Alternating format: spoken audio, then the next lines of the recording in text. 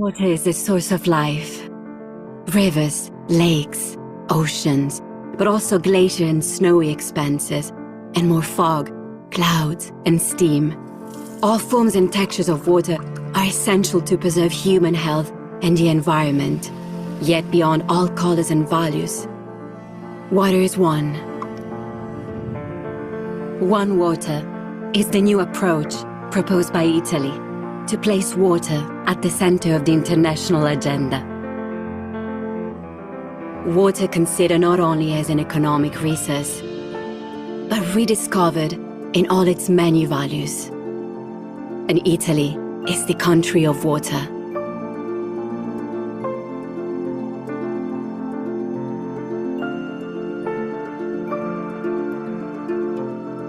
From north to south, over the centuries, it has been the main resource within industrial, governmental and financial ecosystems.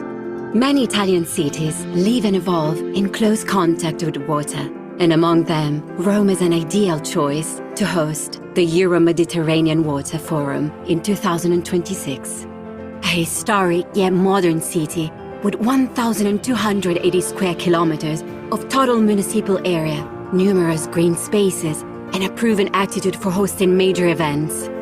A city where water is not only a physical element, but also a cultural and artistic factor that enriches the experience of those who visit. The goal is to become the laboratory for updating the integrated management of water resources for the 21st century. And Rome is ready for this commitment, together with the involvement of institutions, local and national authorities, businesses, and individuals, but above all, the people. One Water. Everyone's engagement.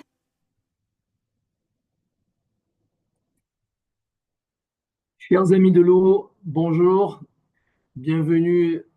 Et avant de lancer notre conférence du jour, je tiens tout d'abord à vous remercier tous pour votre fidélité. Nous avons atteint les 40 conférences en webinaire et vous êtes toujours aussi nombreux à participer. Plus de 220 inscrits pour cette conférence aujourd'hui. Cela nous encourage à poursuivre notre mission de communication et d'échange des bonnes pratiques en matière de gestion de la ressource en eau. Tout d'abord, quelques informations sur les activités de l'Institut méditerranéen de l'eau pour cette année 2025. Donc, nous avons une année extrêmement chargée. Chaque mois, à avoir un événement, voire des fois 2 ou 3 événements. Et bon, avant tout, pour les anglophones, for English speaking, please you have the globe at the above of the screen, and so you can choose English for the translation. Donc, au mois de janvier, nous avons effectué une mission au Maroc à la rencontre de nos membres et nouveaux membres.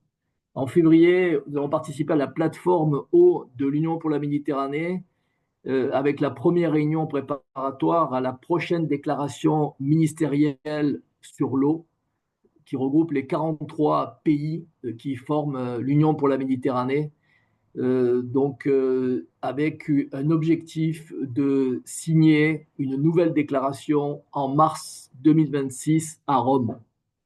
Au mois de mars, nous avons nous-mêmes signé l'accord de partenariat avec l'Italian One Water Committee, dont vous venez de voir le petit film de présentation du prochain Forum méditerranéen de l'eau, le 6e Forum méditerranéen de l'eau qui s'intitulera Euro-Méditerranée Forum. Et donc, il y aura lieu à Rome du 25 septembre 2026 au 2 octobre 2026. Nous aurons largement l'occasion de revenir sur cela plus tard. Au mois d'avril, donc on a participé tout récemment, la semaine dernière, au kick-off, au lancement du 11e Forum mondial de l'eau qui a eu lieu à Riyad et où nous avons pu présenter les enjeux méditerranéens et par rapport aux 6 thématiques du prochain Forum mondial qui sont Water Security, Water for Human and Nature, Water Finance, Value of Water, Water Diplomacy, Water Innovation. Et nous rajouterons certainement, nous, de notre côté, Water and Agriculture et Quality of Water.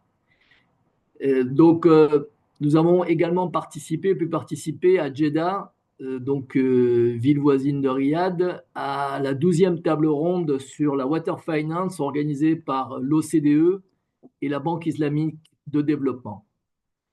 En ce moment même, je suis aujourd'hui à Tunis pour, bien sûr, d'une part rencontrer nos membres, mais surtout présenter à deux de nos membres qui sont l'ONAS et le ministère de l'Agriculture un projet qui pourrait bénéficier prochainement d'un financement de l'Agence de l'eau Rhône Méditerranée Corse que je remercie ici et qui va être présente dans la conférence de ce jour et qui concerne donc un projet de réutilisation des eaux usées, surtout de voir dans quelles conditions la mise en œuvre de PPP, de partenariats public-privé, peut se mettre en place ici en Tunisie en ce qui concerne la réutilisation des eaux usées. Au mois de mai, nous aurons une visite en Égypte pour rencontrer Monsieur le ministre des Ressources en eau et de l'Irrigation, avec lesquels nous allons discuter justement du prochain forum méditerranéen, de la prochaine Cairo Water Week et également de la participation de la Méditerranée et du monde arabe au prochain forum mondial de l'eau. Nous aurons la possibilité, à travers nos membres, de participer également au Congrès mondial des grands barrages de ICOL qui se tiendra à Chengdu, en Chine. Au mois de juin, participation au Sommet des océans à Nice, en France, Sommet des océans, qui est un des grands événements des Nations Unies, où l'Institut pourra participer à au moins 2 tables rondes gérées d'un côté par la région sud pour la France et par l'Union pour la Méditerranée.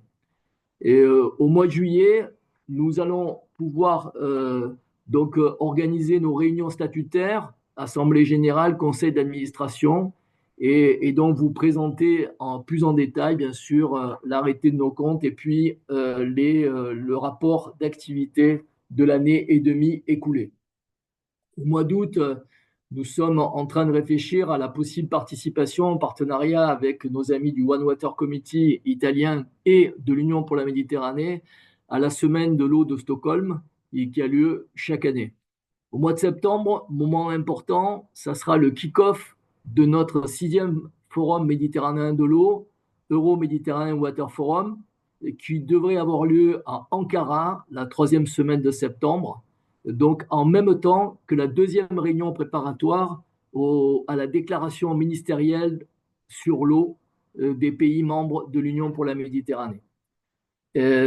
Au mois de septembre, début septembre, devrait avoir lieu le 90e BOG, Board du Conseil mondial de l'eau, qui doit absolument avoir lieu 3 mois avant cette année, l'Assemblée générale, qui aura lieu au mois de décembre, où nous représenterons la candidature de l'Institut en tant que membre du board du Conseil mondial de l'eau et avec l'élection d'un nouveau président.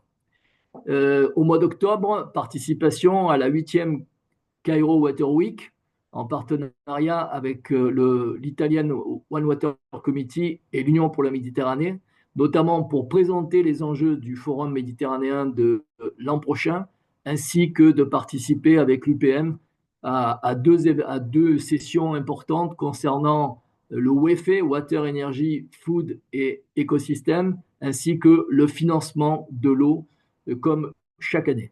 Au mois de novembre, nous allons voir soit l'opportunité, ça sera peut-être un peu compliqué pour nous, mais on va tout faire pour participer à la COP30 à Belém au Brésil, ne serait-ce qu'à travers nos membres qui y participeront. Et aussi, nous allons organiser avec notre membre maltais, l'Agence de l'eau et de l'énergie, une 2e conférence concernant la présentation du programme LIFE qu'ils ont mené pendant 2 ans sur la réalisation d'une boîte à outils concernant la gestion de la ressource en eau dans les îles méditerranéennes, et qui pourra servir même d'échange possible et de partenariat avec d'autres régions du monde dans l'avenir, notamment, je pense à l'Indonésie où a eu lieu le dernier Forum mondial de l'eau avec ses plus de 17 000 îles, ou à la zone Caraïbe ou la zone Pacifique. Et enfin, au mois de décembre, eh bien, nous allons participer activement au Congrès mondial de l'IWRA, International Water Resource Association, et notamment nous avons présenté une possibilité de session spéciale sur la création du centre d'excellence dédié aux ressources en eau non conventionnelles et énergies renouvelables avec l'Office national de l'eau et de l'électricité du Maroc et la participation à la co-organisation d'un high-level panel sur les innovations dédiées à la gestion de la ressource en eau. Et ce congrès aura lieu à Marrakech, au Maroc. Voilà, donc je vous ai bâti ça pour montrer que l'activité de l'IME bat son plein. Et comme vous le voyez, un programme chargé que nous pouvons mener grâce à l'engagement de nos membres et au concours de nos partenaires que je remercie ici. Deuxième information importante, c'est la publication de l'étude relative à l'usage du dessalement en agriculture menée avec la FAO l'an dernier par 3 de nos experts. Et vous pouvez retrouver cette étude sur le site web de l'Institut méditerranéen de l'eau. Mais revenons au sujet de notre conférence du jour. Nous avons choisi aujourd'hui d'aborder le sujet du financement de l'accès à l'eau et à l'assainissement à travers la mise en œuvre de la loi française dite Oudin-Santini de 2 sénateurs qui, il y a 20 ans, ont fait voter cette loi. Cette première conférence dédiée à la coopération dans le secteur de l'eau sera suivie d'autres dans les prochains mois pour présenter les programmes mis en œuvre par d'autres agences nationales en Méditerranée dans le secteur de l'eau. Mais celle-ci a une double particularité. D'une part, elle permet à des collectivités en charge des services d'eau et d'assainissement de mettre en place un programme de coopération sur le long terme, et d'autre part, elle bénéficie d'un financement pérenne à travers le 1% des recettes annuelles des services considérés.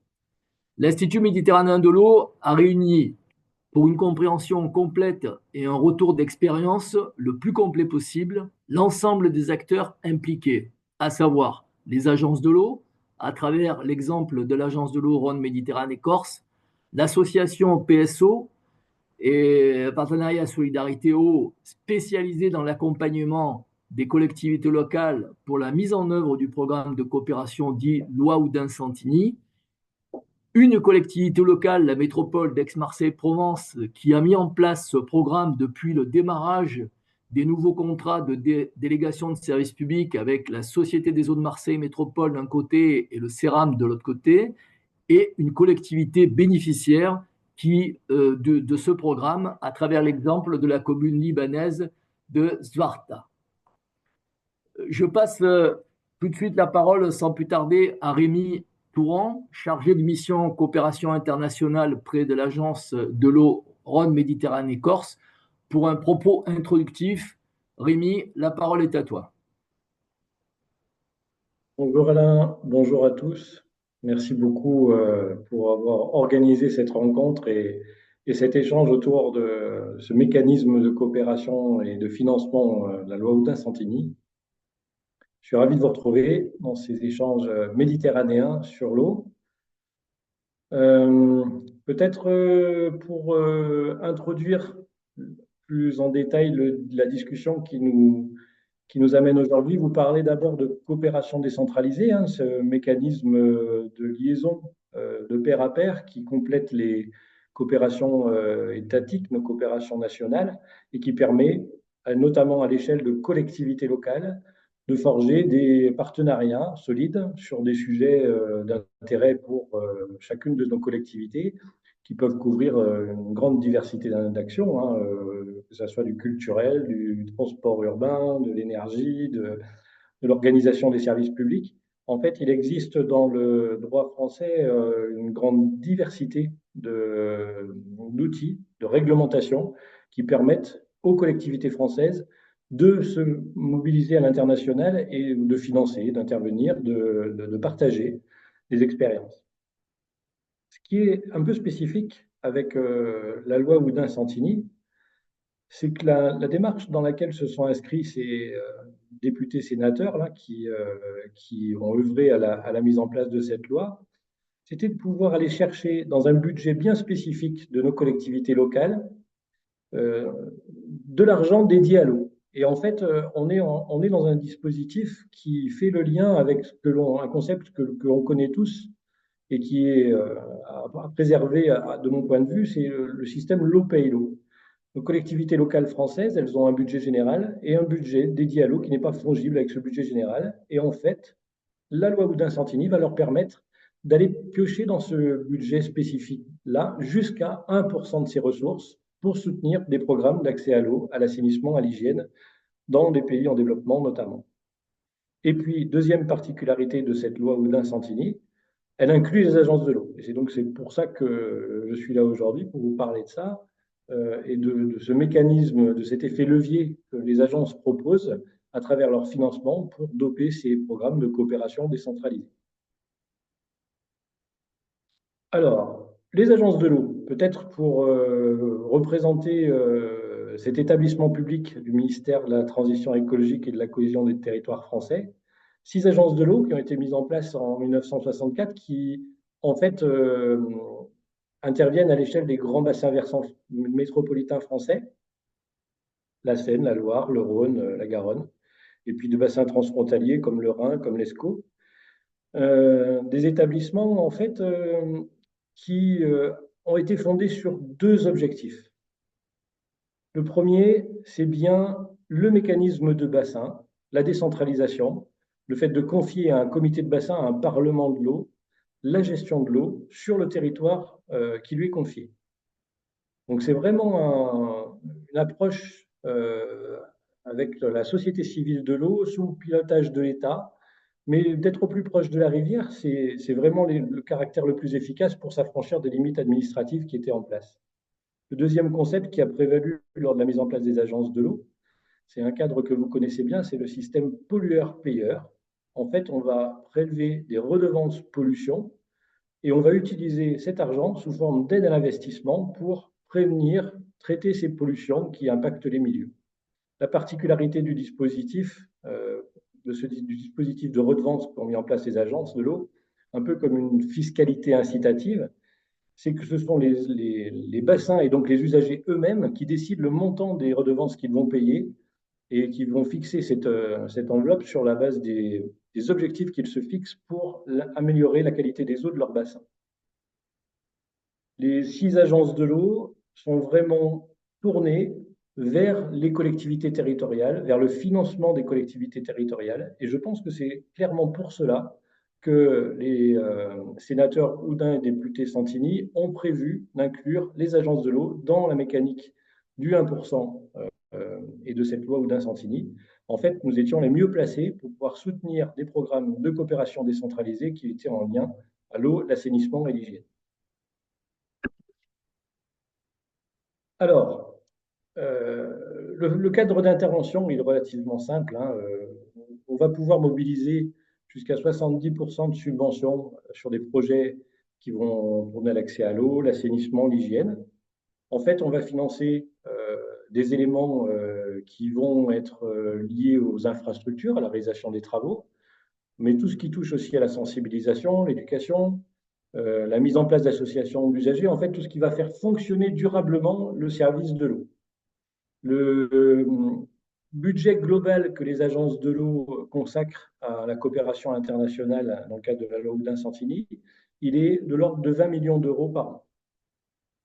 Pour Rhône Méditerranée Corse, c'est un budget annuel de 6 millions qui correspond à 1% du montant des redevances que nous prélevons chaque année sur le bassin.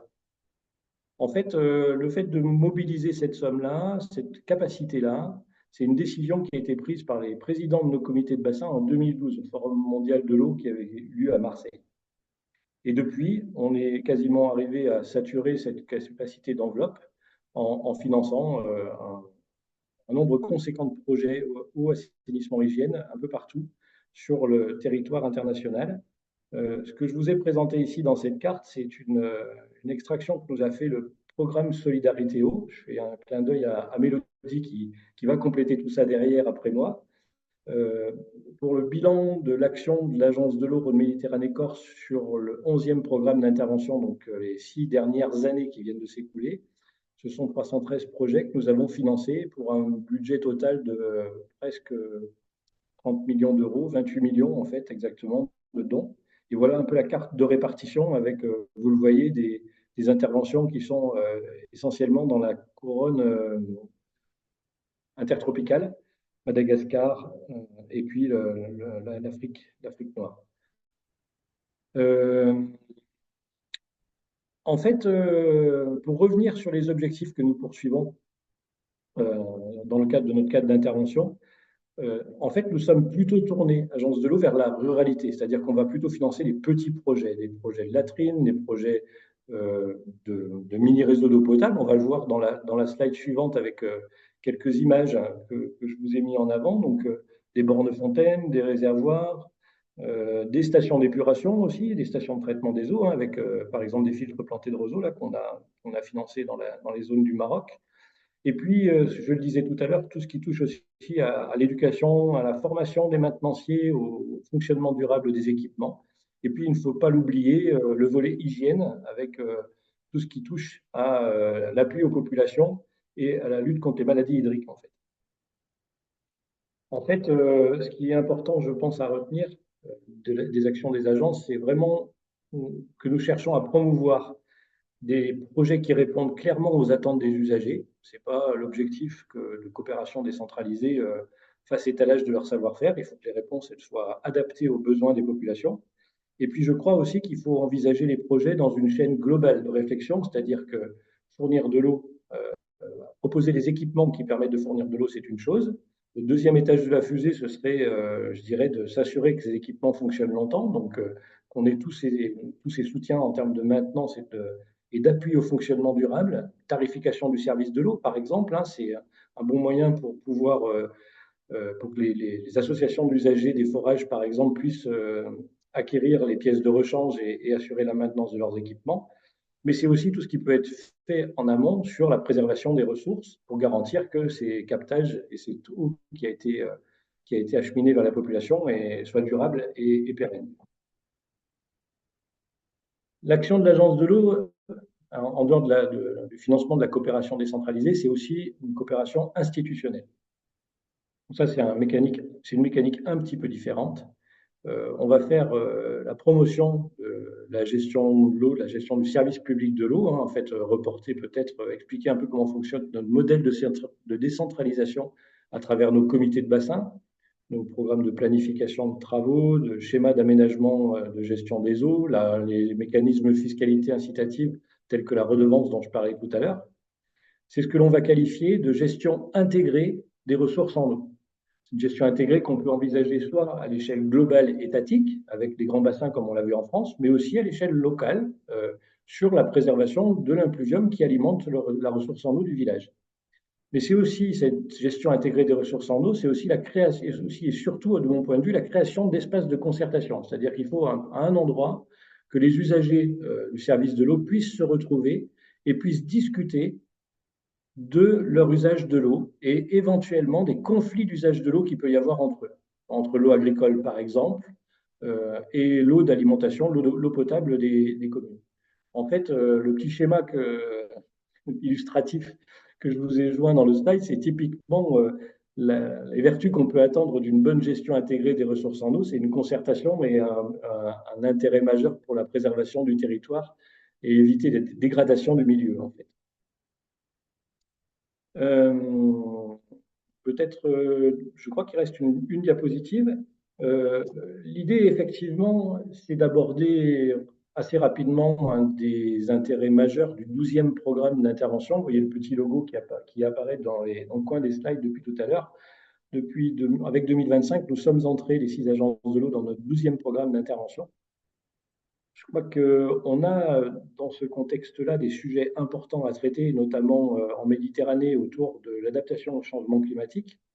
Ça, c'est vraiment un sujet structurant parce que nos bassins versants, nos milieux hydrographiques sont ne sont pas tous résilients de la même façon, ne sont pas tous exposés de la même façon. Il faut qu'on puisse prioriser les actions que l'on doit mettre en place, non pas sur la situation qu'on vit aujourd'hui, mais sur celle qu'on va rencontrer demain. Et je crois que la coopération décentralisée dont on parle aujourd'hui, les mécanismes qui sont permis par la loi Oudin-Santini, nous permettent aujourd'hui d'amener nos collectivités à des échanges constructifs pour réfléchir ensemble comment mieux organiser leur service public de l'eau. Je crois qu'un des problèmes que l'on a depuis quelques années, c'est que la coopération décentralisée, au moins vue de France, elle est souvent vécue comme une action humanitaire, un peu un appui aux pays du Sud, alors qu'en fait, ce n'est pas du tout ça qu'on cherche.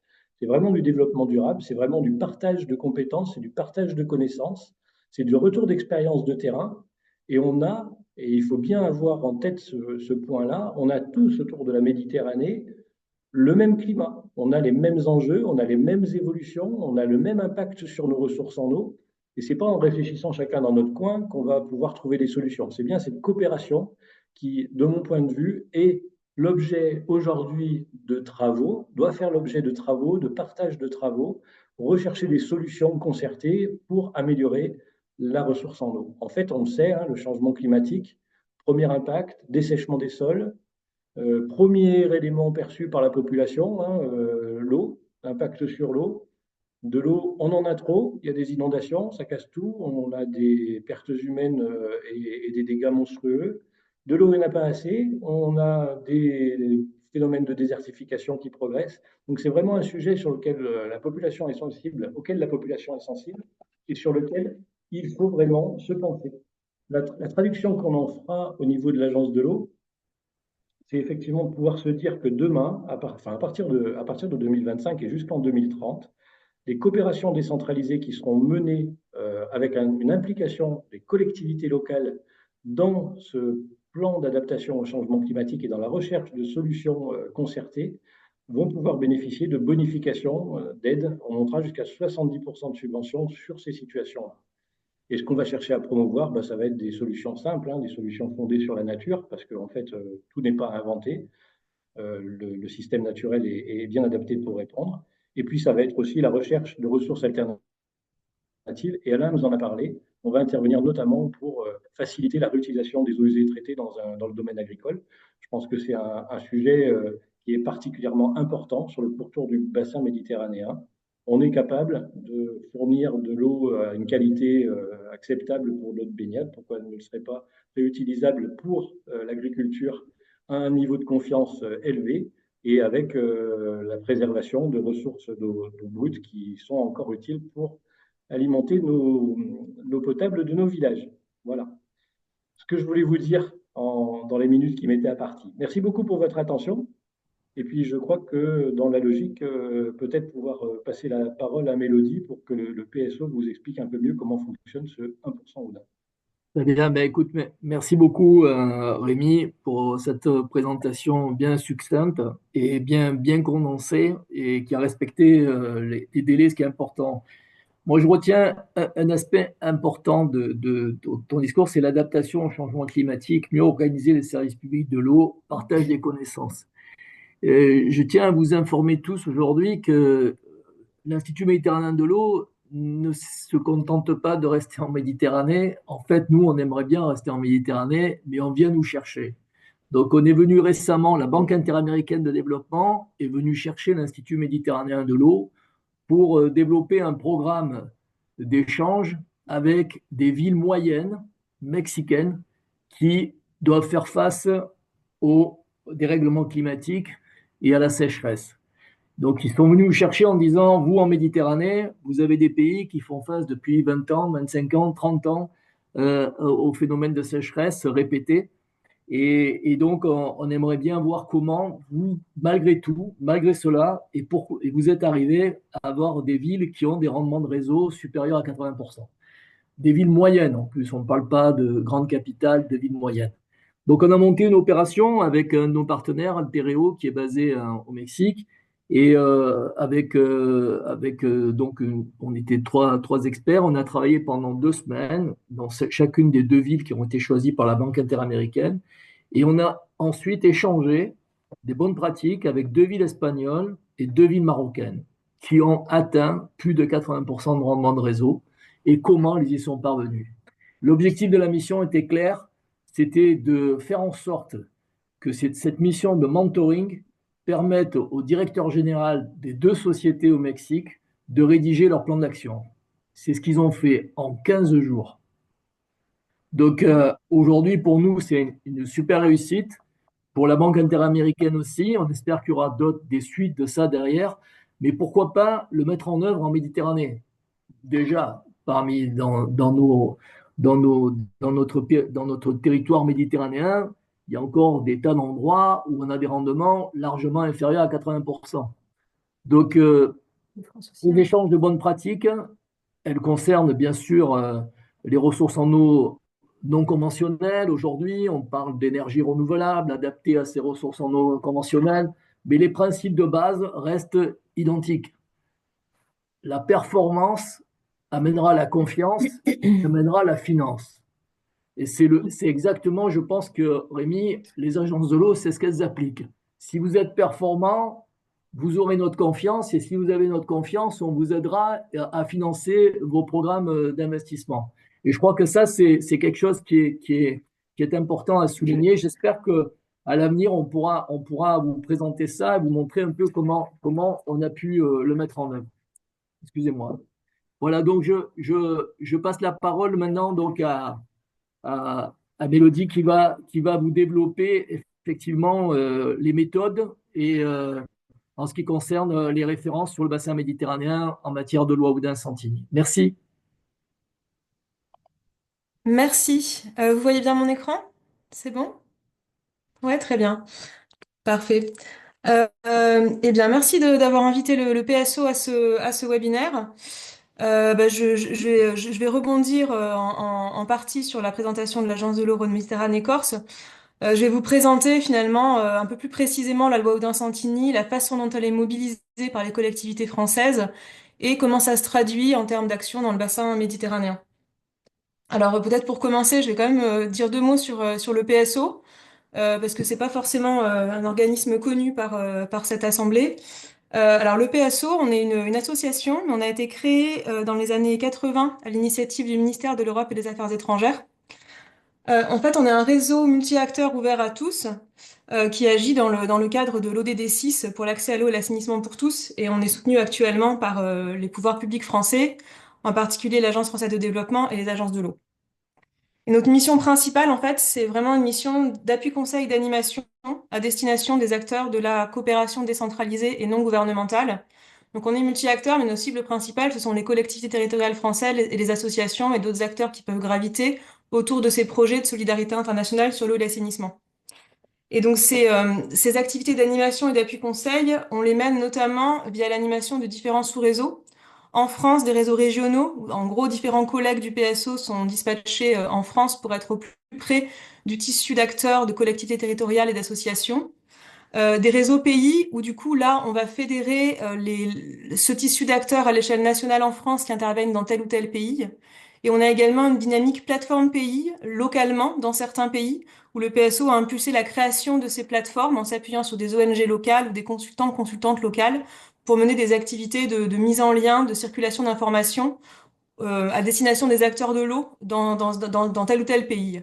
Et finalement, historiquement, ce sont plutôt les territoires d'Afrique subsaharienne qui bénéficient de ces dynamiques de réseaux et plateformes pays.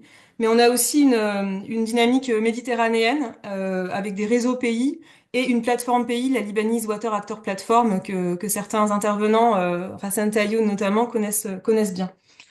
Et pour accompagner, soutenir ces activités d'animation et d'appui conseil, on a un volet d'activités d'approfondissement et production de connaissances où on va cibler certains sujets qui représentent un enjeu particulier en lien avec des acteurs de la recherche et un comité scientifique pour apporter un peu plus d'outils d'aide à l'action pour les acteurs qu'on accompagne. Et on s'appuie sur une base de données qui a déjà été mentionnée, où on recense depuis plusieurs décennies des projets, des acteurs et de la documentation en lien avec le développement des services d'assainissement dans les pays à revenus faibles et intermédiaires. Et finalement, un dernier volet d'activité qui est de l'ordre de la mobilisation, du plaidoyer, mais sous des angles bien précis, où on va justement aller stimuler l'usage de la loi Oudin-Santini par les collectivités territoriales en France et dans des sphères internationales, notamment via la participation au Forum mondial de l'eau, où on va plutôt représenter la voix des collectivités locales et de la société civile pour la gestion de l'eau. Donc je rentre maintenant dans le vif du sujet, qui est la loi Oudin-Santini. Donc je rebondis pas mal sur ce qu'a présenté Rémi Touron tout à l'heure. Donc je vais être assez bref sur la définition générale, mais ça va faire une petite révision sur ce qui a été dit. Donc finalement, avant même de parler de la loi Oudin-Santini, c'est important d'avoir en tête qu'en France, les collectivités territoriales ont de très larges possibilités, très souples possibilités pour mener des actions à l'international sur tout sujet. En fait, certaines lois ont été citées tout à l'heure, mais globalement, le fait de mener des actions internationales, c'est vraiment une compétence des collectivités territoriales françaises, au même titre que la gestion de l'eau, des déchets, etc., mais une compétence facultative. Donc les collectivités territoriales ont toute légitimité à aller mener des actions décentralisées à l'international sur tout sujet. Et dans ce cadre-là, la loi Oudin-Santini, en fait, représente un outil financier supplémentaire qui va aller cibler les collectivités territoriales qui exercent les compétences de l'eau et l'assainissement en France. Donc avec le mécanisme qu'a expliqué Rémi tout à l'heure, le fait que en France, le budget de l'eau et l'assainissement est sanctuarisé avec des recettes et des dépenses bien identifiées, les recettes étant celles des redevances aux usagers et les dépenses étant celles spécifiquement dédiées aux investissements et au fonctionnement des services d'eau d'assainissement. Et du coup, la loi Oudin-Santini, qui va permettre de puiser 1% de ce budget pour des actions de solidarité internationale, va introduire en fait une notion de solidarité entre usagers, entre les usagers du service d'eau d'assainissement en France qui se sont acquittés de cette redevance et les usagers de la localité partenaire qui va bénéficier d'un projet dans le cadre de la loi Oudin. Donc ces deux notions importantes, la loi Oudin qui est un outil financier et la loi Oudin qui introduit un principe de solidarité entre usagers. Et une dernière précision très importante, pour recadrer un petit peu les termes qu'on emploie souvent, on emploie souvent par abus de langage globalement le terme de coopération décentralisée. En fait, pour être plus précis, il y a deux grands modes d'action des collectivités territoriales françaises via la loi Oudin-Santini. Celui de financer des projets portés par des associations, comme le fait par exemple la métropole de Marseille qui interviendra tout à l'heure. Dans ce cas, la collectivité territoriale, via la loi Oudin-Santini, se comporte comme un bailleur qui va aller soutenir des projets associatifs. Et le deuxième grand mode d'intervention est celui de s'engager dans une coopération décentralisée. Dans ce cas-là, on a un partenariat entre la collectivité française et une autre autorité décentralisée partenaire. Et là, je ne vais pas m'attarder là-dessus, mais c'était pour revenir sur la notion de facultatif. Donc cette possibilité de mener des actions à l'international, en particulier sur le assainissement, est facultative. Donc ce que ça implique, c'est que ça repose vraiment sur la volonté des élus locaux français, des collectivités. Et dans ce contexte-là, ce qu'on constate, c'est que les grandes collectivités françaises, les intercommunalités, les grands syndicats français, s'emparent largement de cette possibilité tandis que les plus petites collectivités s'engagent plus modestement. Donc c'est en particulier un axe important de l'action du PSO d'essayer d'aller gagner de nouveaux adeptes de la loi Oudin-Santini parmi les plus petites collectivités françaises. Et ne pas oublier, du coup, comme je le disais, il n'y a pas que la loi Oudin-Santini, il y a aussi ce cadre général qui permet aussi à d'autres collectivités qui n'exercent pas les compétences de l'assainissement, qui ne peuvent pas mobiliser la loi Oudin, mais qui font tout de même partie de ce paysage engagé, les régions, les départements et des petites communes également. Donc, pour apporter quelques précisions sur les engagements des agences de l'eau, donc qui sont aussi ciblées par la loi Oudin-Santini, elles peuvent aussi mobiliser 1% de leur budget pour des actions de solidarité internationale. Eh bien, comme le disait Rémi, elles s'emparent très largement de cette possibilité. Là, ce sont plutôt les données 2023. Elles mobilisent environ 80% du potentiel mobilisable, donc 80% du 1%. Mais je crois, enfin, vous me corrigerez, les représentants des agences de l'eau qui sont présents, je crois qu'il est prévu de mobiliser encore davantage la loi Boudin à l'avenir. Euh, et il y a aussi plusieurs modes d'intervention, celui de cofinancer les initiatives des collectivités, donc cofinancer les coopérations décentralisées ou cofinancer les dispositifs de financement de projets, ou s'engager directement en coopération institutionnelle. Et donc, on voit sur ce graphique qui suit un peu l'évolution de la mobilisation de la loi Oudin par les agences de l'eau, que cette mobilisation a été très rapide suite à la promulgation de la loi Oudin en 2005, et ensuite se stabilise aux alentours, disons, de 15 millions d'euros, avec un chiffre de 16,3 en 2023. Donc, pour apporter des chiffres un peu plus précis globalement sur la mobilisation de la loi Oudin par les collectivités et les agences de l'eau, Donc on a globalement en 2023 30,7 millions d'euros mobilisés par collectivités et agences de l'eau, tout dispositif confondu, donc dont 16,3 millions d'euros par les agences de l'eau et dont 14,4 par les collectivités. Et parmi ces 14,4, on n'a pas uniquement la loi Oudin, mais en grande partie, on a 11,3 millions d'euros via la loi Oudin. Donc finalement, en 2023, on a ce chiffre-là, quasiment 28 millions d'euros mobilisés via la loi Oudin-Santini par les agences de l'eau et les collectivités. Et si on fait ce cumul, enfin le PSO observe cette évolution depuis de nombreuses années, si on fait ce cumul, on atteint environ 400 millions d'euros mobilisés via la loi Oudin-Santini depuis sa promulgation en 2005. Alors là, je voulais, avant de passer sur, euh, sur un zoom de la façon dont cette loi Oudin est mobilisée dans le bassin méditerranéen, je voulais souligner un autre aspect important de ces dynamiques, c'est qu'elles impliquent donc la collectivité française, des associations, les agences de l'eau. Mais ce qui est important de souligner, c'est qu'il y a aussi toute une dimension multi-acteurs qui se crée autour de ces actions. Et le PSO a récemment affiné cette caractérisation via une étude spécifique. Donc globalement, c'est intéressant d'avoir en tête qu'on a justement la collectivité française, qui est souvent une intercommunalité, des acteurs en France divers qui sont impliqués dans ces actions, des acteurs au sud et les acteurs étatiques. Au niveau de l'intercommunalité, en fait, on a en interne aussi toute une dynamique qui se crée autour de ces actions avec différents élus, différents services impliqués, les élus, les services en lien avec les relations internationales, les élus, les services impliqués sur le sujet technique en question, l'eau et l'assainissement. En France, on a d'autres collectivités territoriales qui sont bien souvent cofinanceurs ou impliquées en tant que partenaires, des communes, des départements, des régions. On a les exploitants des services d'eau d'assainissement qui sont aussi partie prenante, souvent des coopérations qui cofinancent les fonds de financement pour les associations, que ce soit des entreprises publiques, des entreprises privées ou les services internes, bien sûr, de la collectivité quand on est en régie. Et il y a aussi tout un panel d'acteurs de la société civile du territoire qui participent à ces actions. Alors des associations spécialisées sur l'assainissement, mais également des acteurs qui ne sont pas spécialisés sur ces sujets techniques, mais qui vont être mobilisés, participer à des actions culturelles, de sensibilisation, qui peuvent être organisées autour des coopérations, autour des fonds de financement, qui vont gagner les citoyens, la diaspora, qui vont impliquer des écoles. On a aussi parfois des universités qui sont partie prenante des coopérations, des acteurs économiques. Donc c'est important d'avoir en tête qu'il y a tout ce panel multi-acteurs qui vient se mobiliser autour de ces actions-là et que ça crée une dynamique en France, mais également dans la localité partenaire où on a en miroir tous ces acteurs-là qui sont également mobilisés. Donc l'autorité locale partenaire, mais aussi d'autres institutions étatiques décentralisées et également des divers acteurs de la société civile et du secteur privé. Et au niveau des acteurs français, c'est important d'avoir en tête qu'il y a effectivement les agences de l'eau qui viennent cofinancer l'ensemble de ces dispositifs, mais il y a également des dispositifs de financement de l'État, du ministère de l'Europe et des Affaires étrangères et de l'Agence française de développement qui cofinancent également les coopérations décentralisées.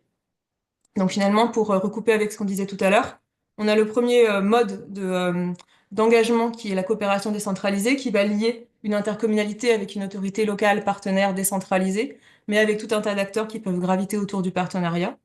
Et de même, le deuxième mode d'engagement, qui est celui d'aller financer une association française qui va elle-même mener des projets, et avec tout un tas d'acteurs aussi qui peuvent être mobilisés autour de ces actions. Donc pour finir, je vais présenter quelques éléments sur le bassin méditerranéen plus spécifiquement.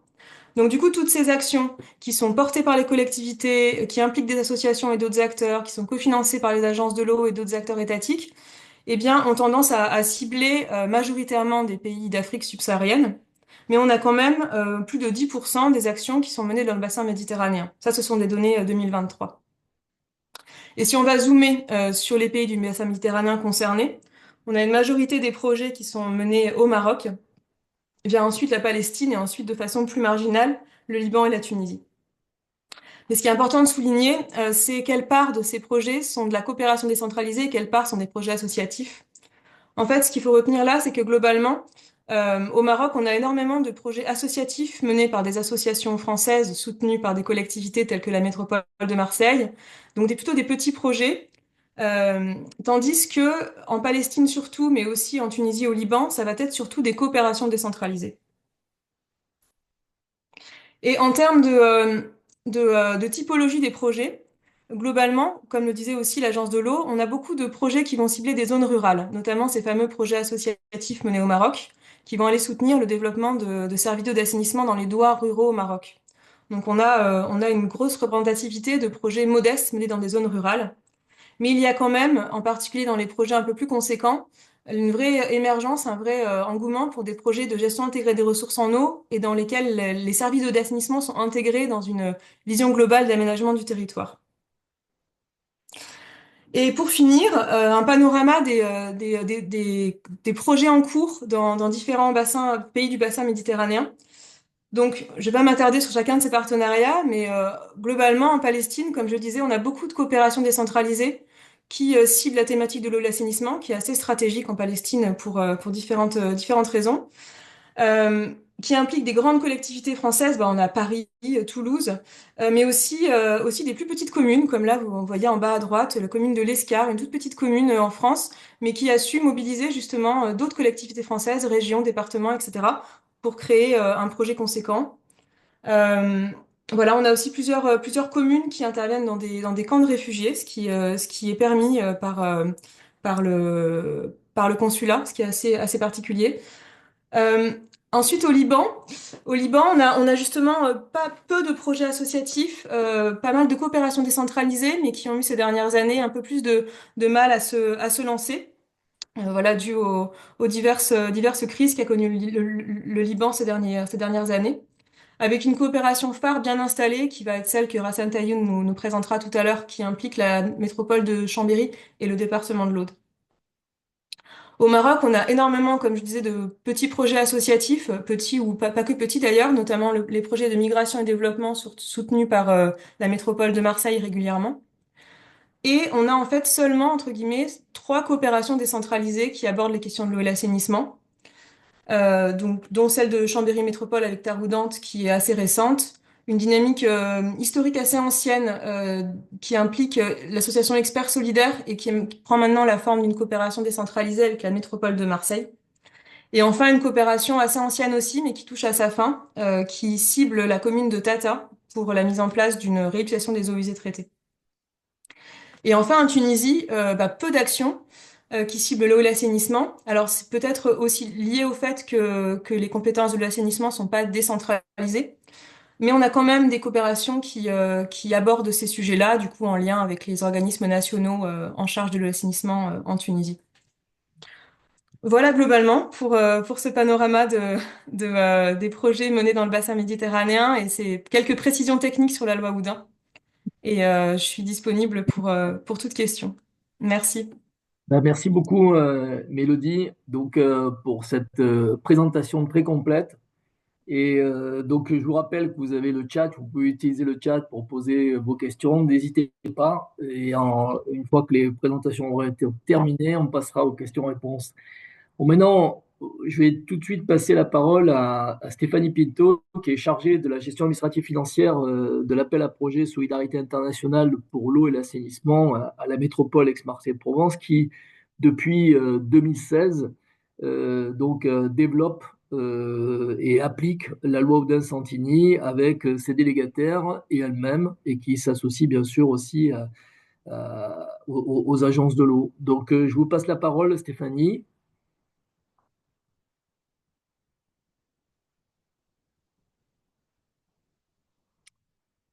Peut-être ouvrir votre micro, peut-être qu'il est fermé, je ne vois pas.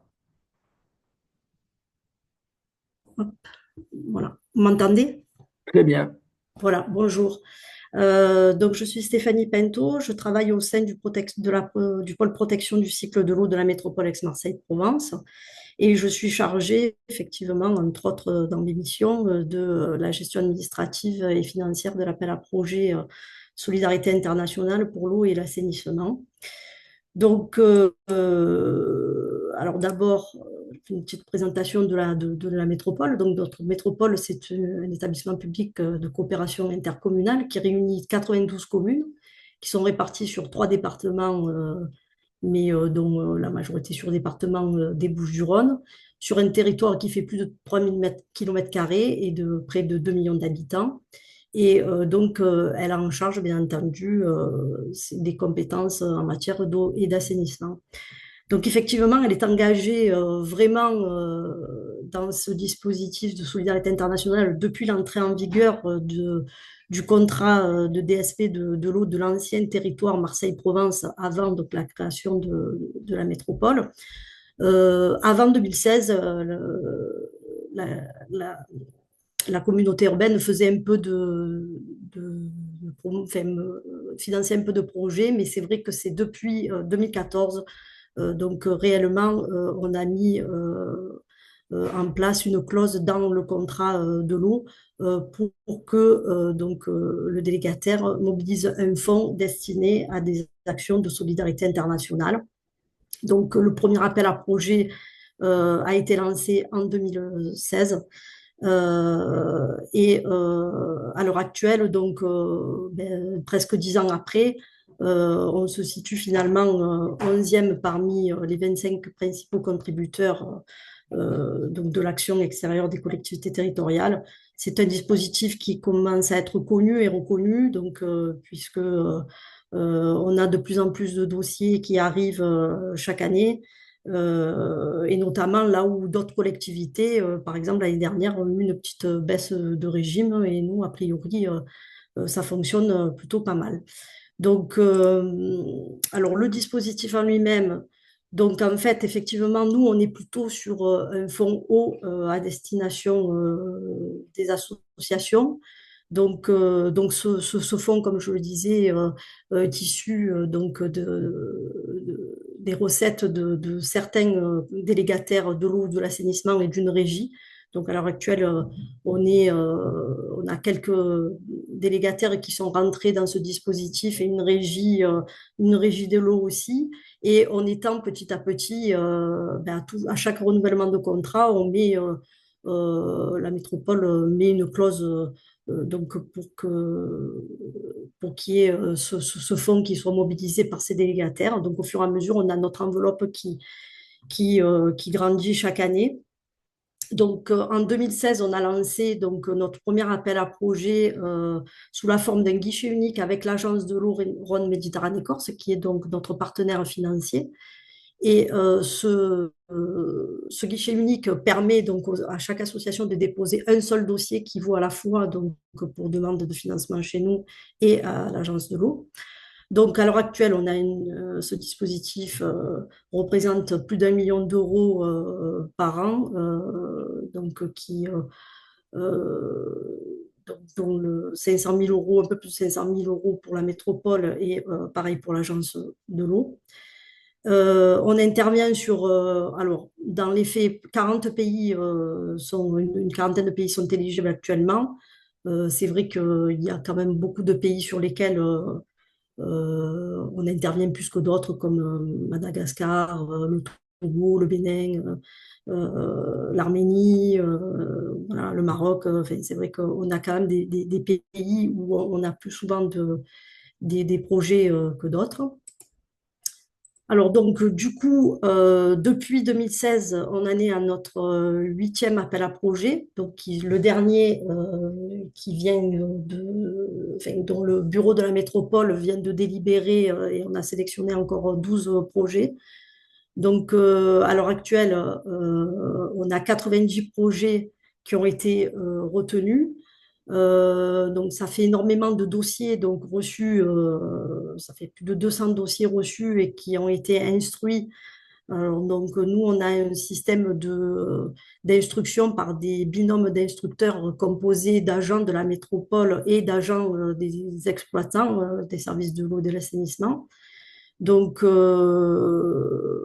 on a donc 90 projets qui ont été retenus sur à peu près 21 pays.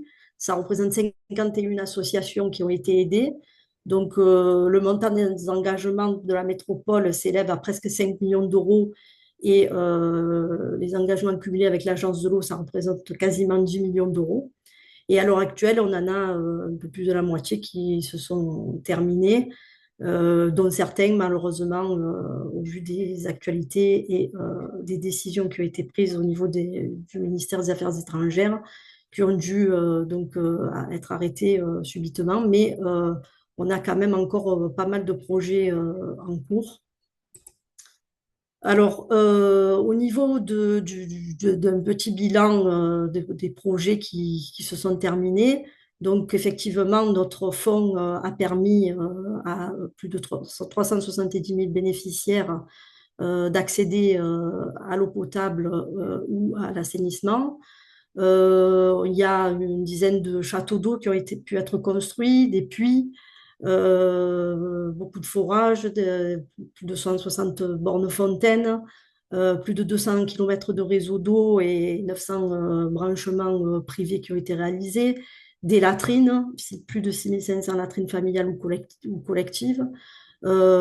Ces projets, bien entendu, alliaient aussi beaucoup le volet formation, sensibilisation de la population.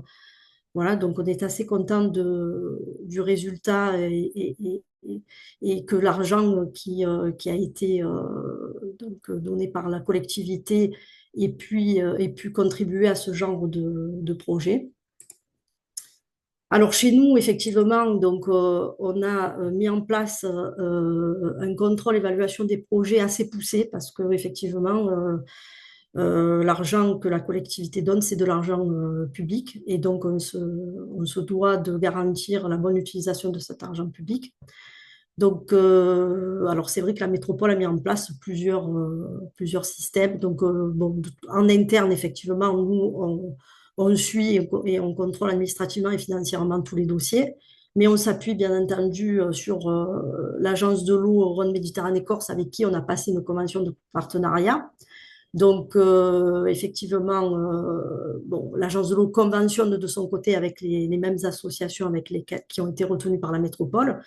Donc, effectivement, elles ont leur propre mode de gestion de leur convention, mais au niveau du versement final, on s'appuie aussi sur les compétences de l'agence de l'eau en matière de vérification financière de tous les rapports finaux et on a besoin donc de la validation donc, de l'agence de l'eau, entre autres aussi pour pouvoir solder tous les projets.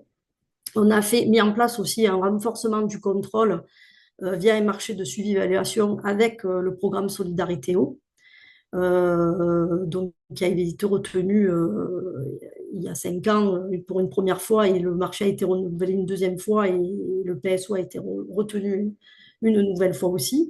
Donc, il assure 2 missions pour le compte de la métropole. D'abord, donc, il analyse tous les rapports finaux et il nous en fait une note d'analyse qui nous permet justement de pouvoir contrôler que ce qui avait été prévu a bien été réalisé, en tout cas sur le papier.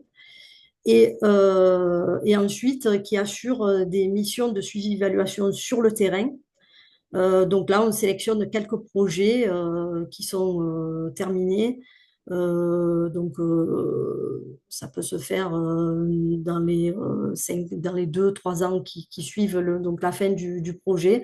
Le PSO va sur le terrain et s'assure que le projet a bien été réalisé comme il était prévu, qu'il est bien approprié par la population et qu'il est bien pérenne. Donc, en termes de retour d'expérience de notre dispositif, donc, effectivement, nous, sur la sélection des projets, de plus en plus, on fait une sélection rigoureuse pour garantir la durabilité des projets au-delà de la réalisation des infrastructures, puisque donc on va voir aussi, on va bien voir dans l'instruction des dossiers qui est bien un diagnostic préalable, un fort volet sensibilisation de la population, l'implication des autorités locales et même financièrement, parce que c'est très important que les autorités locales et les populations soient intégrées, sinon c'est un projet qui risque d'avoir un échec. La mise en place de comités de gestion avec la maîtrise du prix de l'eau, garantissant la maintenance des installations et une préservation de la ressource en eau. Et ensuite, donc, comme je le disais tout à l'heure, une évaluation en fin de projet ou sur le long terme qui est également gage d'un projet adapté par la population et pérenne. Donc, comme prospective, et bon, à moyen terme, on va dire, c'est de poursuivre et développer nos partenariats avec les collectivités. Donc, parce qu'au travers de rencontres annuelles avec d'autres fonds eau, effectivement, on essaie de mettre en place, en collaboration avec l'Agence de l'eau, le PSO et tous les réseaux multi-acteurs de chaque bassin, une interaction entre fonds eau pour pouvoir sécuriser et améliorer nos dispositifs. Parce qu'effectivement, les associations qui déposent des dossiers chez nous peuvent aussi les déposer ailleurs. Et on essaie de trouver des solutions pour qu'il y ait une communication entre nous, faciliter les échanges et voir un peu comment on peut organiser tout ça et comment dire, enrichir notre procédure de manière à préserver, bien entendu, l'argent public qui est dépensé parce qu'effectivement, c'est très compliqué de savoir qui dépose où. Et voilà, donc ça, c'est vrai qu'on essaie de continuer ce genre d'initiative. Et ensuite, on a cette année, on essaie de mettre en place aussi euh, la possibilité aux instructeurs des dossiers, donc comme je le disais tout à l'heure, donc qui sont des agents de la métropole et des agents des services d'exploitation de l'eau et de l'assainissement, de pouvoir participer en collaboration avec le PSO aux missions de suivi et évaluation des projets sur le terrain, parce qu'il est important de les faire monter en compétences dans l'instruction d'analyse des dossiers, de les motiver et de les fidéliser, parce que chaque année, effectivement, comme ça se fait sur la base du volontariat, euh, chaque année, il devient de plus en plus difficile de trouver des volontaires pour instruire ces dossiers. Et comme je le disais tout à l'heure, on a énormément de dossiers qui nous arrivent chaque année. Donc, c'est énormément de boulot. Il faut faire ça quand même avec beaucoup d'intérêt et très sérieusement.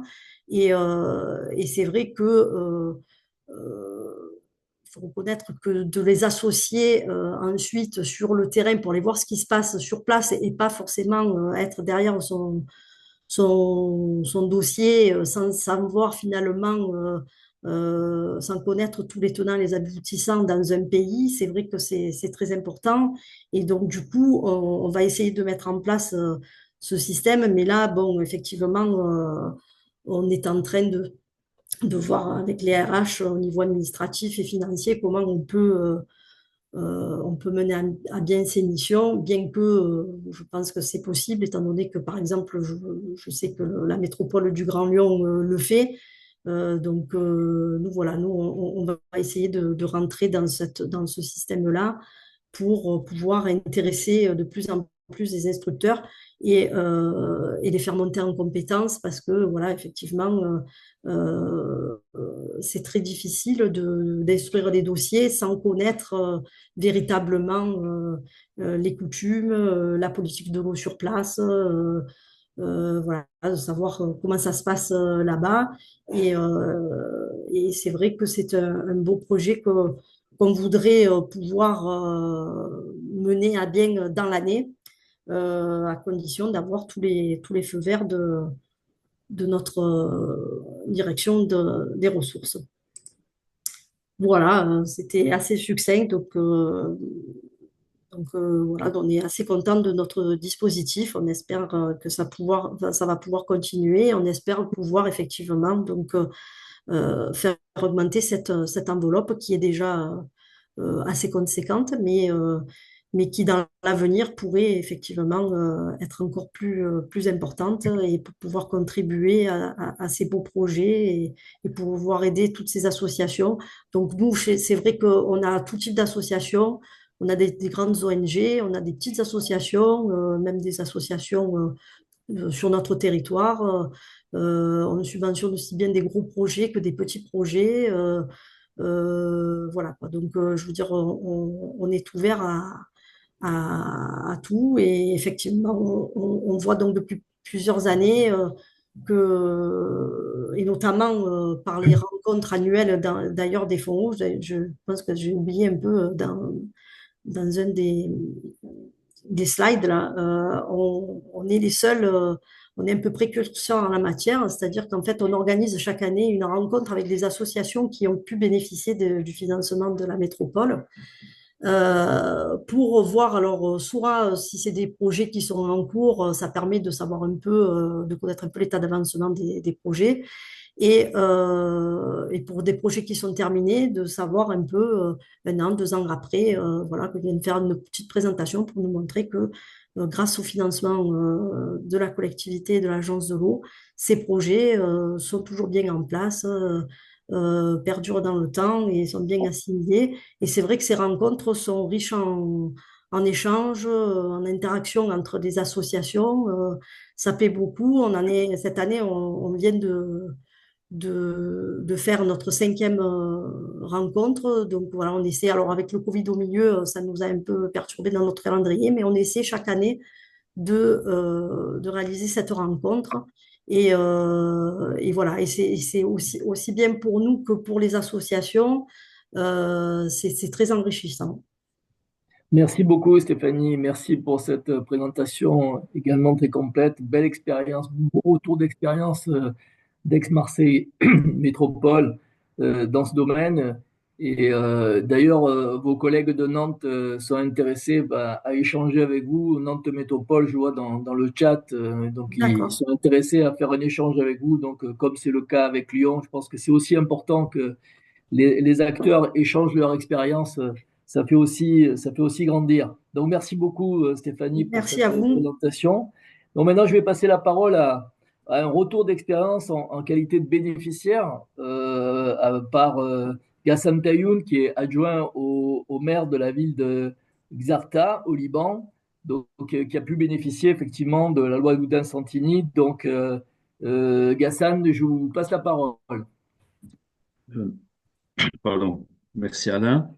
Merci à tous pour cette belle opportunité d'échanger. Je vais donc partager mon écran. Euh, L'idée n'est pas de faire un listing des projets que nous avons pu faire en coopération décentralisée, mais surtout de vous présenter un peu rapidement, très rapidement, la démarche qui nous a amené effectivement à améliorer nos services en général et surtout l'approche partenariale avec l'établissement de l'eau du Liban Nord au moins et d'autres établissements sur le territoire national libanais. Je vais rapidement vous présenter donc voilà, le Liban est là, donc c'est sud-est. Et le CADA de Zrarta, le district de Zrarta, c'est juste à l'est de Tripoli au nord Liban. Avec des districts limitrophes, Tripoli, Miniadani, Bchar Koura, c'est l'ensemble de ces districts ou partiellement ou totalement font partie du grand bassin du fleuve de la Abou Ali au nord Liban. Donc, ce qu'on voit là, ce sont les 3 sous-bassins qui sont partiellement au moins, mais en grande partie, présents sur le territoire du CADA de Zrarta, du district de Zrarta. Donc, la rivière Rachaïn, la rivière Kadisha, donc qui prend son départ à Bcharé, qui traverse la vallée sainte Kadisha, pour rejoindre la Rachaïn juste à l'endroit de Zrarta. Territorialement, on est en fait un peu particulier puisqu'on a 2 villes à gérer, 2 territoires distincts. Zrarta qui est en plaine, à 100 mètres d'altitude à peu près, avec donc les 2 rivières Rachaïn et Kadisha qui la traversent, et Ehden qui est plus en amont et qui est le village d'été, mais c'est le village d'origine en fait. C'est à 1450 mètres d'altitude et à 26 km de Zrarta. Les rivières prennent leur source, toutes les 3 rivières, Jouaït, Kadisha et Saint-Serge, prennent leurs origines aux alentours d'Ehden et elles confluent juste en aval de Zrarta pour continuer leur bout de chemin jusqu'à Tripoli et déverser dans la mer Méditerranée. À droite, vous avez une idée du relief. On ne va pas s'attarder. Donc, au tout début, on a toujours une relation ou une coopération décentralisée très bien établie avec le département de l'Aude, CD11, qui a débuté en 2012. Mais au fait, ça a débuté sur la thématique de l'amélioration du cadre de vie pour après évoluer en 2016-2017 sur des thématiques plus de développement, dont le volet eau. Ce qui fait qu'au tout début, on a pu bénéficier d'un diagnostic rapide de la situation à l'échelle nationale du secteur eau. Et donc, à l'époque, et ça se perpétue malheureusement, on avait une grave crise de gouvernance de ce secteur, un manque de ressources humaines, techniques et financières à disposition des entités créées par la loi en 2008, qui sont les 4 établissements des eaux du Liban. Euh, le plus grave, c'est qu'on était, bon, ça s'est un peu amélioré, mais on avait un manque total de connaissances objectives de notre ressource et de l'écosystème qui l'entoure, la ressource eau, je veux dire. On avait des lois qui étaient soit en gestation, soit qui étaient promulguées, mais dont les décrets d'application ont tardé et tardent toujours à venir. Des conflits d'usage mal gérés, ce qui créait, continue un peu de le faire, des tensions à l'échelle du partage de l'eau. Et on est, à cause de ce manque de capacité ou de ce manque de, de- de gestion de la ressource de manière intégrale, dans une situation de stress hydrique. Et pourtant, notre ressource, ça ne pêche pas. On a à peu près des précipitations de l'ordre de 800 mm moyenne générale par an sur les 10 400 km² qui constituent le Liban. Pour accumuler encore les problèmes, on a une pollution galopante que nous n'arrivons pas toujours à maîtriser. Euh, L'État et des bailleurs de fonds a bien investi dans des stations d'épuration, malheureusement toutes énergivores, énormément énergivores. Elles sont toutes aujourd'hui inopérantes ou quasi toutes inopérantes, soit parce qu'il n'y a pas les moyens de les alimenter en énergie, en électricité, soit parce que les raccordements d'égouts ne se sont pas faits ou sont défectueux et incomplets. Et on a en plus un sous-équipement en capacité d'épuration. Donc des stations inadaptées, inopérantes et pas suffisantes. À l'échelle de la gouvernance, on a un millefeuille administratif et moi j'utilise toujours le terme spaghetti, donc c'est un enchevêtrement des compétences. Ce n'est pas uniquement un cumul, mais un enchevêtrement des compétences entre les autorités locales, les ministères, les établissements de l'eau et les intercommunales. Et malheureusement, ancré dans notre culture, c'est cette incapacité de travailler en partenariat avec nos pairs, notamment quand il s'agit de travailler sur une seule thématique, un seul secteur. On n'arrive pas vraiment à mettre les efforts ensemble pour arriver positivement à avancer. Donc, vu toute cette situation, les municipalités se sont vues obligées d'intervenir dans le secteur. Bien entendu, elles n'auraient pas pu le faire toutes seules, d'où cette recherche de solutions à travers la coopération décentralisée. Donc, heureusement pour nous, en 2016, on a fait une rencontre très brève avec les représentantes de PSO à Beyrouth. C'était lors du congrès de l'IMF. Et donc, on a tissé des liens après leur visite au territoire. Tout de suite, on a pu envoyer 2 agents pour une formation ingénierie lors de journées en novembre, je pense que c'était 2016. Et ces personnes-là sont toujours s'occupent toujours de la thématique de l'eau de l'assainissement et notamment de la gestion intégrée ou une tentative de gestion intégrée ou de planification intégrée de la reconquête de la ressource. Donc, entre la municipalité de Zartaeden et l'Aude, nous avons aussi soumis un dossier en réponse à l'appel à projet du ministère des Affaires étrangères français sur deux thématiques, transition touristique et eau. C'était 2019-2022. Et maintenant, on continue avec un élargissement du partenariat Aude-Chambéry, bien entendu, bénéficiant du dispositif de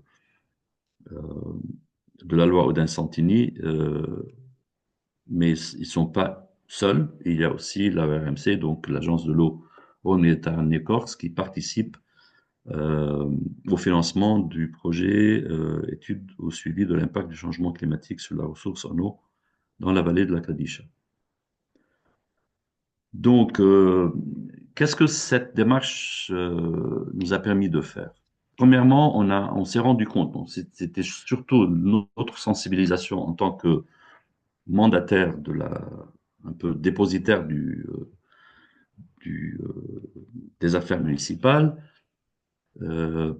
pour pouvoir travailler ensemble sous les lois, mais comme il y avait une absence, si j'ose dire, de cadre juridique propre, on a eu recours à des chartes qui sont plus des conventions facultatives, mais on a quand même réussi à mobiliser beaucoup de municipalités pour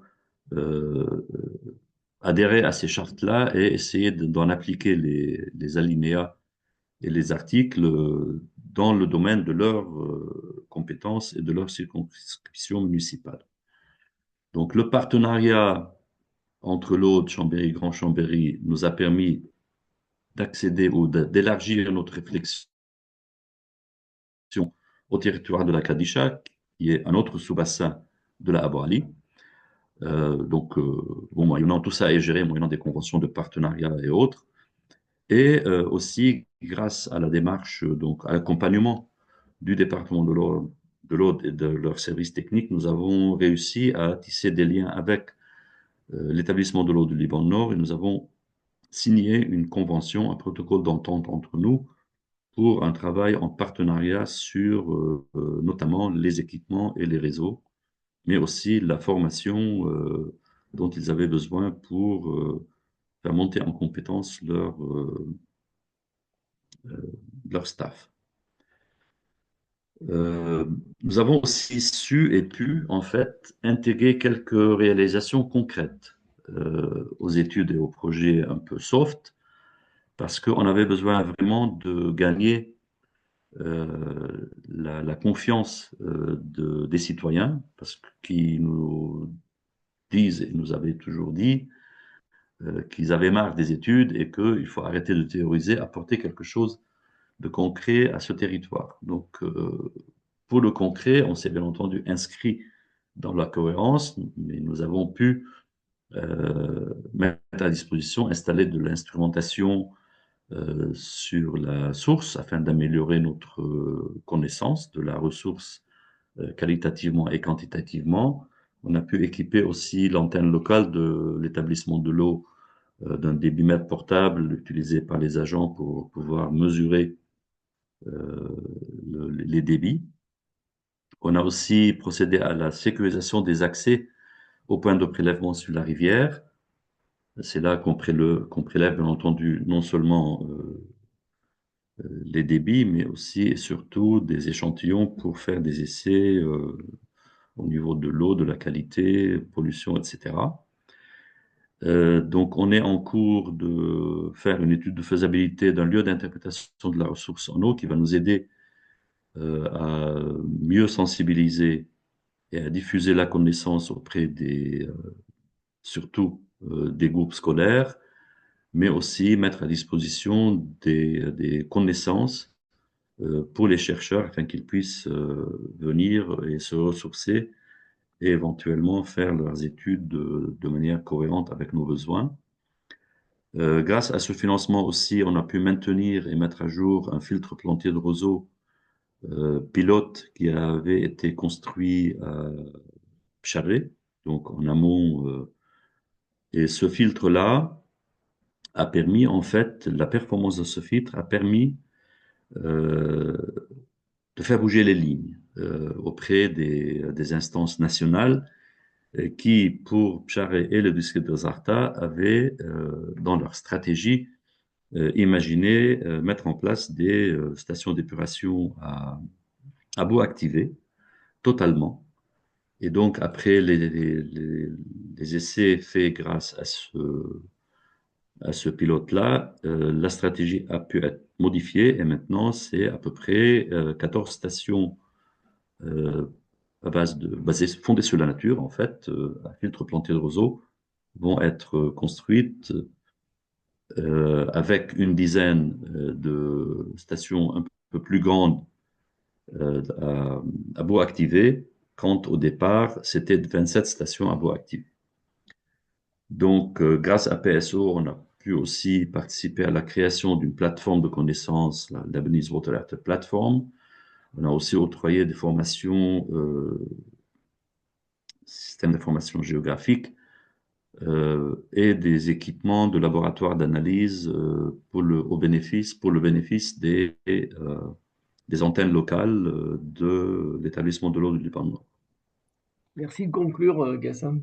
Voilà, donc mission d'études, rapport technique, je vais passer rapidement, mais on a fait aussi des explorations, si j'ose dire, d'hydrogéologie pour pouvoir protéger ce qui devait être protégé en termes d'impluvium. Et là, c'est ma dernière slide. C'est pour dire que Oudin Santini et la coopération décentralisée nous a permis d'améliorer la connaissance, nous a donné la capacité à faire bouger les lignes à travers la sensibilisation et des usagers et des gestionnaires. On a aujourd'hui en fait, on est passé par un changement d'échelle, donc on commence à travailler à l'échelle de bassins versants plutôt qu'à des échelles de territoires municipaux. On est en train de passer à un mode de réflexion qui va nous permettre d'intégrer une gestion intégrée de la ressource et l'adoption de solutions fondées sur la nature. Quelques remarques. Le portage, en fait, pour assurer le succès et la pérennisation des actions, il faut un portage politique assidu et volontariste à l'échelle locale, donc au Liban. Il faut absolument qu'il y ait une démarche de subsidiarité et non pas de substitution, que ce soit les ONG qui essayent de se substituer aux autorités locales ou que ce soit les autorités locales qui essayent de se substituer à l'État ou aux établissements de l'eau. Donc, on s'aligne, bien entendu, il faut qu'on vise l'atteinte des ODD, des objectifs de développement durable, et tout doit se faire avec une mise en cohérence, donc simultanéité du temporel et du stratégique. Merci pour votre attention. Merci beaucoup, Gassan, pour cette présentation qui permet de voir que c'est à la fois des actions très techniques, des actions de formation, des actions d'organisation managériale, mais aussi institutionnelle, qui sont mises en place grâce à la loi Oudin. Donc, on voit que le spectre est quand même assez large. Donc, merci beaucoup pour ce retour Absolument. d'expérience et de nos amis libanais, auxquels on pense fortement en ce moment. Donc je vais commencer par passer en revue rapidement les questions qui ont été posées. D'abord, une question de Mokhtar Bzioui qui demande est-ce que des actions de renforcement des capacités dans ces programmes d'assistance technique des agences françaises sont-elles prévues? Donc, la question est pour toi, Rémi. Je pense que la réponse est oui, mais je te laisse y répondre. Oui, merci. Bah oui, effectivement, bien sûr, bien sûr, bien sûr, c'est même, comme je le soulignais tout à l'heure, essentiel finalement de s'assurer que les équipements qui sont liés à l'eau, l'assainissement, sont gérés durablement. Donc tout ce qui est assistance, tout ce qui est appui, tout ce qui permet de garantir cette durabilité de fonctionnement, c'est quelque chose qui est même peut-être plus important encore que les équipements eux-mêmes. Très bien, merci. Donc, deuxième question, alors je pense qu'elle m'est adressée, c'est l'effet du changement climatique de l'ouest de la Méditerranée est-il le même sur la totalité du bassin méditerranéen pour prendre l'exemple de l'Espagne et du Maroc comme expérience fiable par rapport au rendement des distributions? Bon, en fait, dans le projet mexicain, on a essayé d'être très pragmatique. D'abord, premièrement, on a choisi l'Espagne à cause de la langue, donc ça facilitait les choses. Et on a choisi deux villes moyennes qui correspondaient à peu près à la population des deux villes de Toluca et Tultitlán au Mexique. Dire, les villes étaient celles de Sabadell, qui est une ville satellite de Barcelone, et de Murcie au sud de l'Espagne. Donc ça, c'était déjà le premier point, et c'est des villes qui ont dépassé les 80% de rendement de réseau, il y a déjà 4 ou 5 ans. Par contre, ce qui nous a intéressé aussi, c'est de montrer des exemples de pays du Sud. Donc on a pris le Maroc parce qu'on avait la connaissance de performances récentes, beaucoup plus récentes, de la part de la ville de Larache et de Kenitra.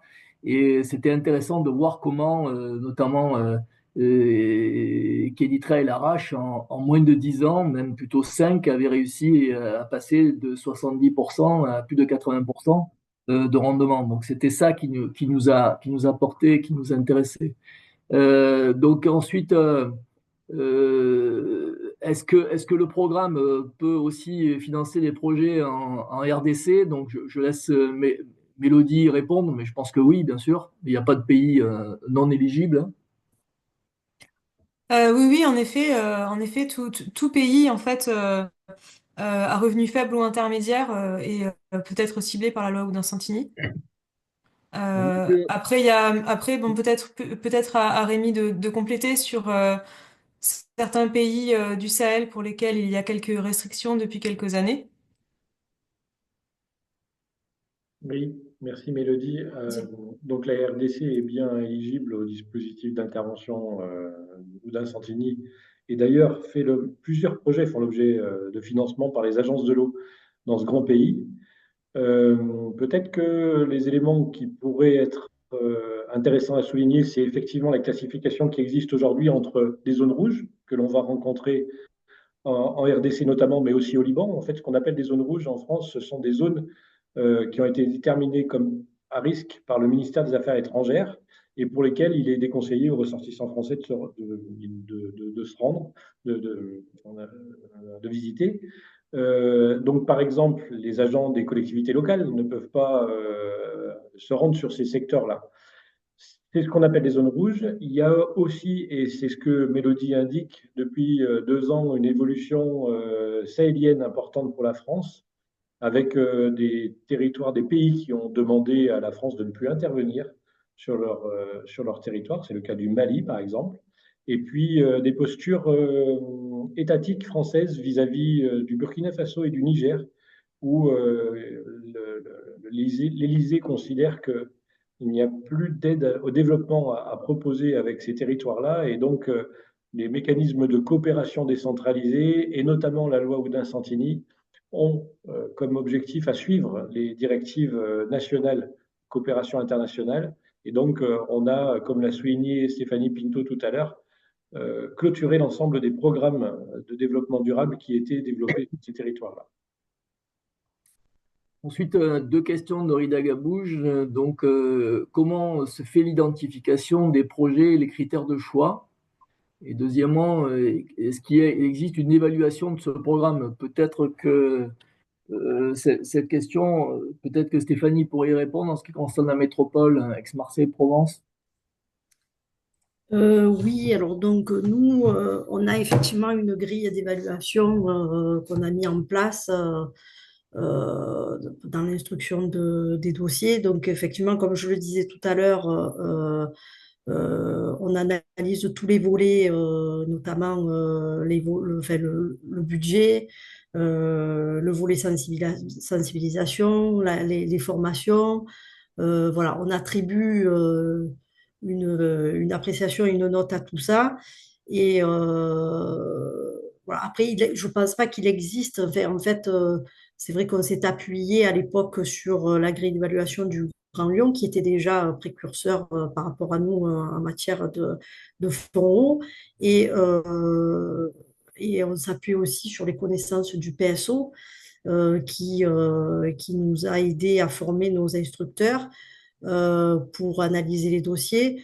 Donc après, voilà, effectivement, on a des critères, j'allais dire, euh, logiques que tout le monde doit avoir pour analyser les dossiers.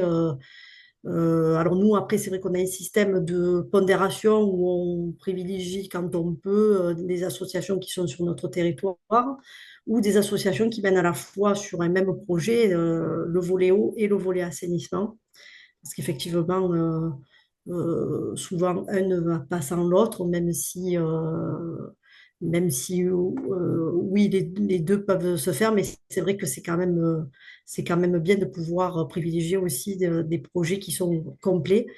Voilà, donc nous, on finance des projets effectivement où il faut quand même des infrastructures toujours. Donc, on ne finance pas des projets qui sont uniquement portés sur de la protection du cycle de l'eau uniquement. Il faut quand même qu'il y ait effectivement de la réalisation des ouvrages, de la formation.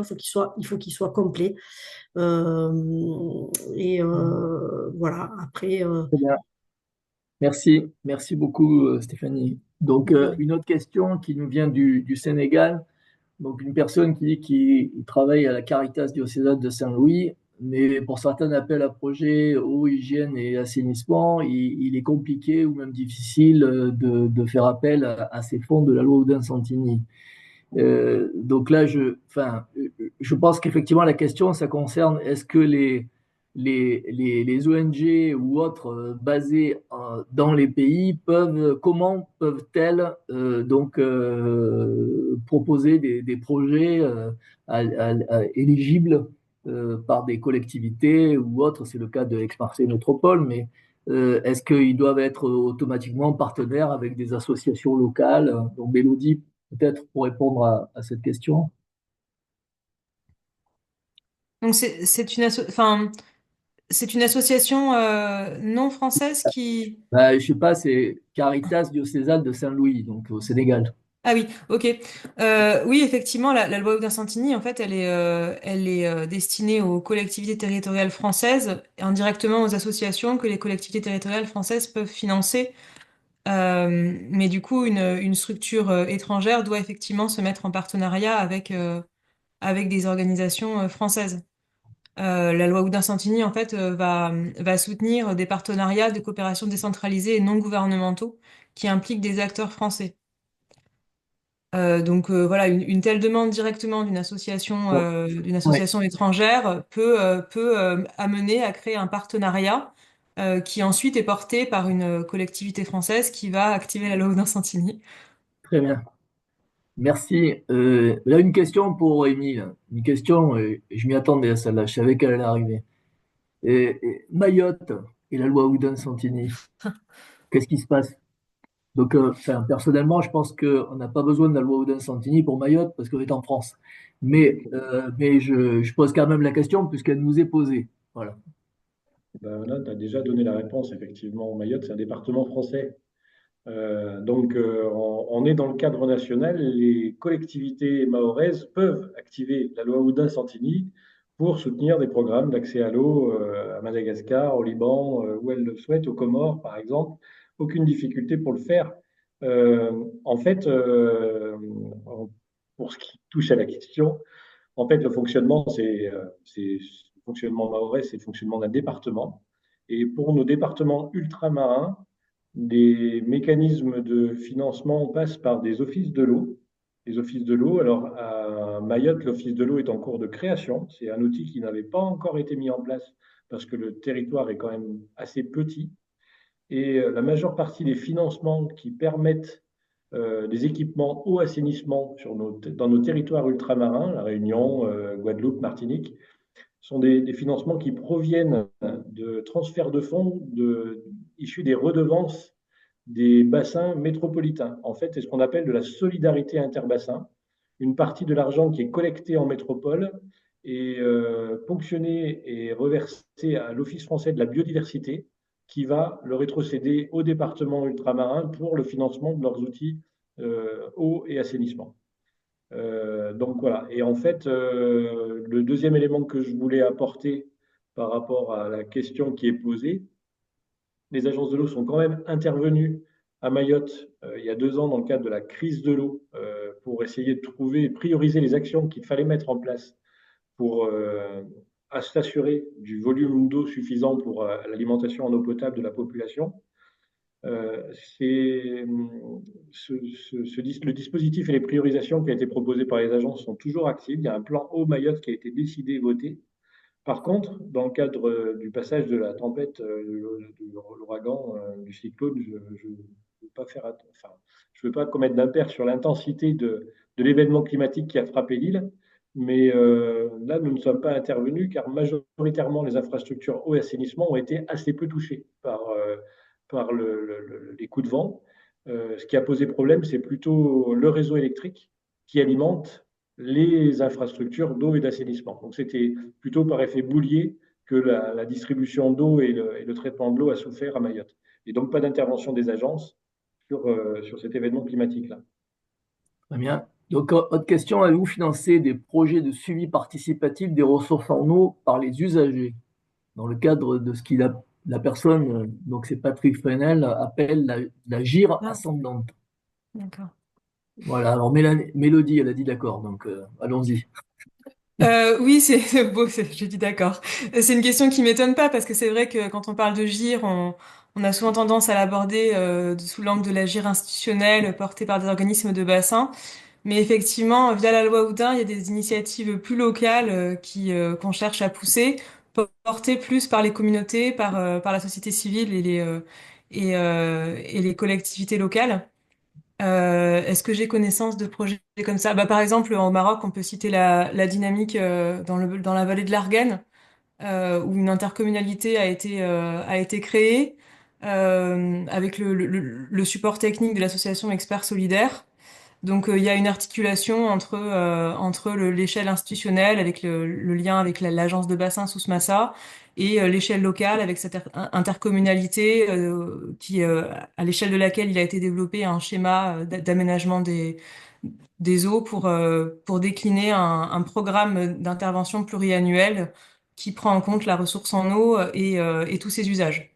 Bon, Rémi, je sais pas si tu veux compléter là-dessus. Non, c'est parfait pour ce qui concerne le Maroc, ce que tu as dit. Je voulais peut-être évoquer un autre territoire qui est Madagascar, où justement l'approche nationale territoriale est un peu trop décalée par rapport aux besoins et où on va plutôt privilégier les travaux locaux de gestion intégrée des ressources en eau avec la mise en place de comités de gestion de l'eau à l'échelle des communes ou des bassins versants et utiliser dans une logique bottom-up les retombées de ces actions de terrain pour accompagner les décisions ministérielles nationales. Très bien. Bon, peut-être une question à laquelle Stéphanie pourrait répondre ou peut-être Gassan, parce que c'est une question qui concerne à qui sont destinés les appels à projets, est-ce qu'ils sont destinés au ministère? Bon, enfin, les appels à projets ne sont pas destinés au ministère, sont destinés à soit des associations, soit des collectivités.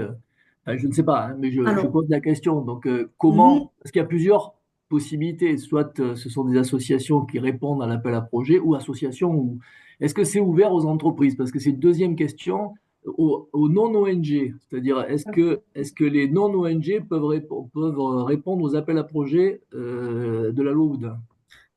Alors, en ce qui concerne la métropole Aix-Marseille-Provence, nous, on ne l'ouvre qu'aux associations ou aux ONG. On ne les ouvre pas, et ce n'est pas ouvert aux collectivités ni aux entreprises privées. Après, je ne sais pas si c'est possible ailleurs, mais en tout cas, pas chez nous.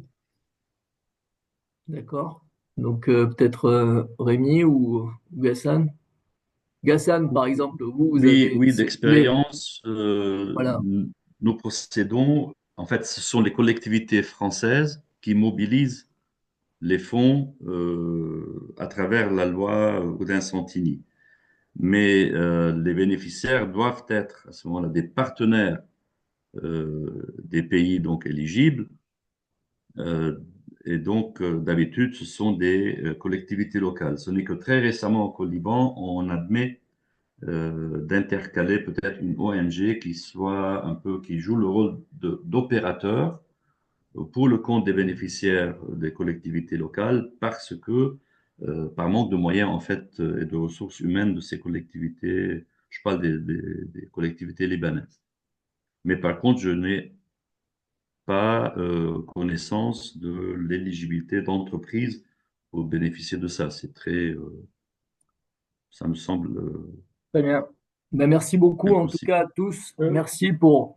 Oui, Alain, oui, oui. juste pour compléter Oui. les réponses de Mélodie et de Gassam, en fait, deux choses. La loi Oudin-Santini, c'est bien une possibilité pour les collectivités d'aller chercher des fonds dans leur budget au assainissement. Donc après, elles peuvent l'utiliser soit directement dans leur coopération, soit en utilisant ces outils d'appel à projet. Et donc les appels à projet, après, ils sont dimensionnés en fonction des besoins et des orientations que la collectivité souhaite leur donner. Ça peut être un appel à projet qui peut être porté avec des destinataires de collectivités ou des destinataires de type ONG.